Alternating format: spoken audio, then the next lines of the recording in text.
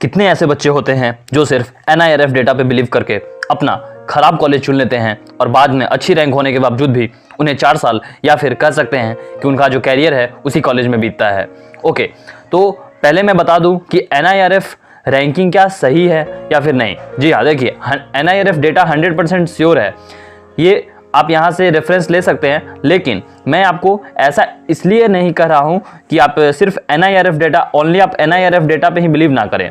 तो अदर्स कौन से फैक्टर है वो सभी भी मैं आपको डिस्कस करूंगा, लेकिन मेरा NIRF से कोई दुश्मनी नहीं है। लेकिन मैं आपको बता दूं कि NIRF पे सिर्फ आपको बिलीव क्यों नहीं करना है। ऐसा इसलिए क्योंकि NIRF डेटा में आपको मेनली 2 से 3 चीज़ को ज़्यादा प्रेफरेंस दी जाती है, और वो सभी है कि नंबर ऑफ स्टूडेंट इनटेक्स कितने हैं, मतलब एक साल में कितनी एडमिशन्स हो रही हैं। Okay, number of admission.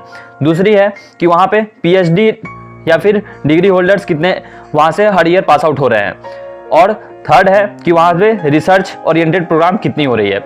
अगर आप बीटेक के लिए जा रहे हो तो आपको रिसर्च से एज सच कोई खास लेना देना है नहीं। ऐसा मैं इसलिए कह रहा हूँ क्योंकि आपकी 4 साल की जो कोर्स होती है बीटेक में, वहाँ पे रिसर्च से कोई आपको इंटरेस्ट या फिर उतना चीज़ नहीं होता, आपको टेक्निकल बात बताई जाती है, इसलिए रिसर्च से लिए आप लोग को उतना ध्यान नहीं देना है। लेकिन आपका आगे का इंटरेस्ट अगर हो तो आप सोच सकते हैं। लेकिन अगर मैं दूसरे पॉइंट की बात करूँ जो है प्लेसमेंट, तो प्लेसमेंट पे उतना ज़्यादा NIRF फोकस नहीं करती है। ओके, NIRF का मेन जो है वो है रिसर्च और नंबर ऑफ डॉक्टरेट और पेटेंट कितने साइन हो रहे हैं, ये सभी से मतलब होता है।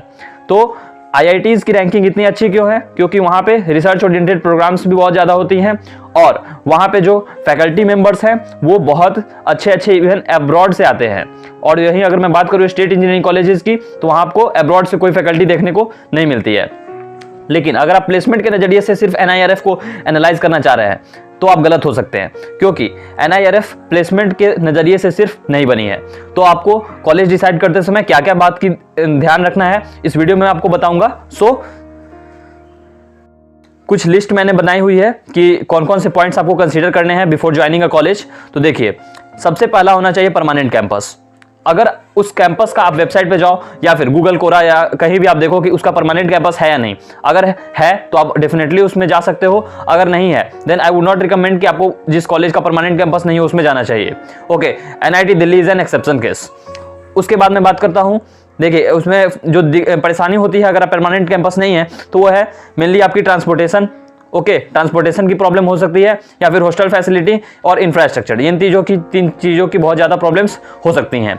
वही मैं अगर दूसरी बात करूं तो हॉस्टल फैसिलिटी अगर आपको जिस कॉलेज में मिल रही है तो आपको उस कॉलेज को ज़्यादा प्रेफरेंस देना चाहिए जिस कॉलेज में आपको हॉस्टल फैसिलिटी नहीं मिल रही है। ऑलराइट, वही मैं अगर तीसरे बात की बात करूं तो रैंकिंग। जी हाँ, मैंने तो ये कहा कि NIRF पे सिर्फ बिलीव नहीं करना है, लेकिन आपको रैंकिंग को भी कंसीडर करना है। अगर आपको रैंकिंग अच्छी नहीं मिल रही है, बहुत खराब रैंकिंग हो, तो भी आप उस कॉलेज में ना जाएं। उसके बाद मैं बात करूं placement records, very important for all engineering aspirants, क्योंकि हमारा मेन पर्पस होता है कि हम प्लेसमेंट हमें मिल जाए। लेकिन अगर किसी कॉलेज की प्लेसमेंट ही नहीं है तो वहाँ जाने से कोई फायदा है नहीं।